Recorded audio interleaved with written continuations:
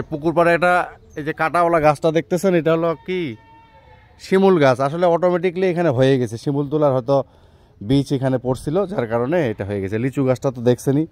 আর পুকুরের পাড়ে এই যে ওই পাশের জমিতে ধান লাগানো হয়েছে, আর এটা রিভিউটা দিতেছি আর কি। আর এখানে হলো এই সাইডগুলোতে সুপারির গাছ লাগাইছি আমরা। হ্যাঁ, সুপারি গাছ লাগাইছি, ওই সাইডে আম গাছ আছে, এগুলো তো আগে মনে হয় আপনাদের ভিডিওতে দেখাইছি।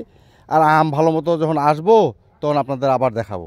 এই যে ওই সাইডগুলোতে দেখেন পেঁপে গাছ আছে এখানে। হ্যাঁ, পেঁপে গাছগুলা একটু দেখাই নিয়ে আসি আপনাদের, আসেন। হ্যাঁ, অল্প ভিডিও করবো, এটা ছোট ভিডিও। আমরা চলে যাবো আজকে ঢাকায়। এটা হলো ডাব গাছ, ভিয়েতনামি নারিকেল গাছ আর কি, যেটা এটা লাগাইছি আমরা। আর এগুলা হলো সুপারির গাছ। হ্যাঁ, এই যে পেঁপে গাছ দেখেন, এখানে 4টা পেঁপে গাছ আছে। ওই কর্নারে একটা আম গাছ আছে, ওই সাইডেও আমার আম গাছ আছে এবং আম বাগান আছে ওই সাইডে, ছোট্ট ছোট্ট পরিসরে। মানে আমরা যেন এখানে নিজেরাই খাইতে পারি আর কি, বিক্রি করার জন্য না, আমি এটা করি না, শুধু নিজেরাই খাওয়ার জন্য করছি। ভ্যারাইটিস পদের আম আছে আমার এখানে। যাই হোক, আর এই পুকুরটার ভিডিও তো দেখছেনই। নতুন যে ভিডিওটা ফুল গাছের ভিডিওটা, সেই ফুল গাছের রিভিউগুলো দেওয়া হয় নাই। আমি এই ফুল গাছগুলা দেখানোর জন্যই মূলত আজকে ভিডিওটা করতেছি। একটু পরে তো আমরা চলেই যাব। এটা হলো শিউলি ফুলের গাছ। দেখেন, এই গাছটা আমরা অনেক আগে আনে রাখছিলাম, প্রায় 3-3.5 মাস এটা ছায়ার মধ্যে ছিল, কেউ দেখেও নাই, আমিও তো বাড়িতে নেই, এটা লাগানো হয়নি। এটা কিন্তু আমি গত 3 দিন আগে লাগাইছি। দেখেন গাছটায় যে এগুলা কিন্তু লাগিয়ে গেছে অলরেডি, নতুন যে কলিগুলা বের হয়েছে।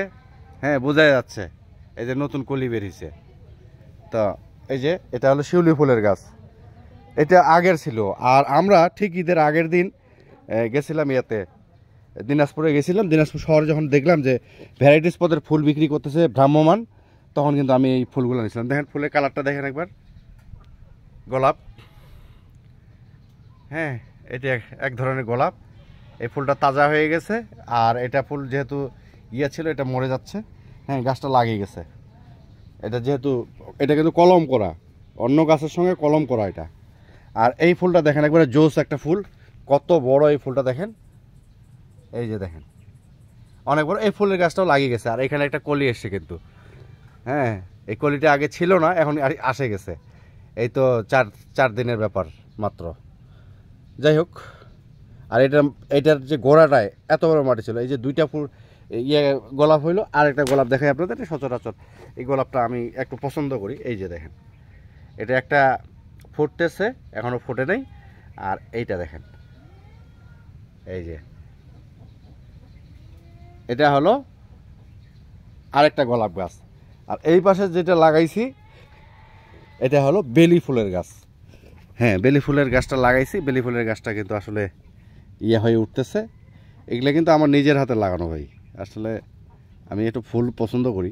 হ্যাঁ, আর শখ আছে হাসনা হেনা একটা গাছ আনে লাগাবো, যেটা লাগাইলে মনে করেন যে ঠিক রাতের বেলা বাড়িটা অটোমেটিক সেন্ট হয়ে যাবে। হাসনা হেনার গাছটা আমি লাগাবো। গন্ধরাজ, এই গন্ধরাজটাও আমি লাগাবো আর কি। হয়তো ওগুলো বাড়ির ভিতরে লাগাবো। বাড়িতে আমার বাড়ির ভিতরে যেহেতু অনেক জায়গা,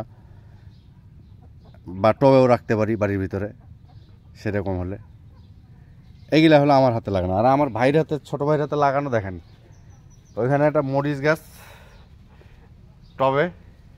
আর এইখানে যে কাঁঠালের বীজগুলো দিছিল, কাঁঠাল, এবার সে কাঁঠাল আর আম গাছ দেখেন একসঙ্গে। আল্লাহ, এটা কি কাঁঠাল আর আম গাছ। এই পাতাগুলো দেখেন, ও মাই গড, এটা আবার কি গাছ? এটা কি জঙ্গলি গাছ দেখি না কি? এটি না কাঁঠাল গাছ না আম গাছ, এটা মানে অন্য গাছ, অন্য কোন ফলের গাছ হয়েছে আমি নিজেও বলতে পারি না।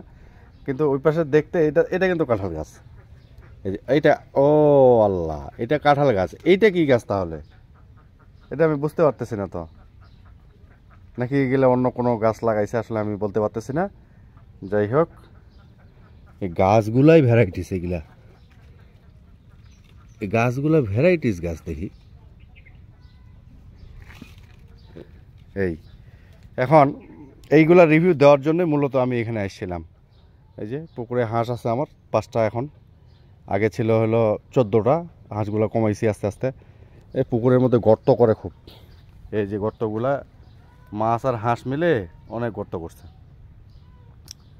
আর এই যে আমগুলো দেখেন, এই আম ধরতেছে, এখনো হয় নাই। হ্যাঁ, এগুলো কিছু পড়বে আবার কিছু থাকবে আর কি। এই যাই হোক, সবাই ভালো থাকবেন, সুস্থ থাকবেন, আমাদের জন্য দোয়া করবেন। চ্যানেলটা যারা এখনও সাবস্ক্রাইব করেনি সাবস্ক্রাইব করে দিবেন, আর ফেসবুক থেকে দেখলে অবশ্যই ফলো করে দিবেন। আল্লাহ হাফেজ।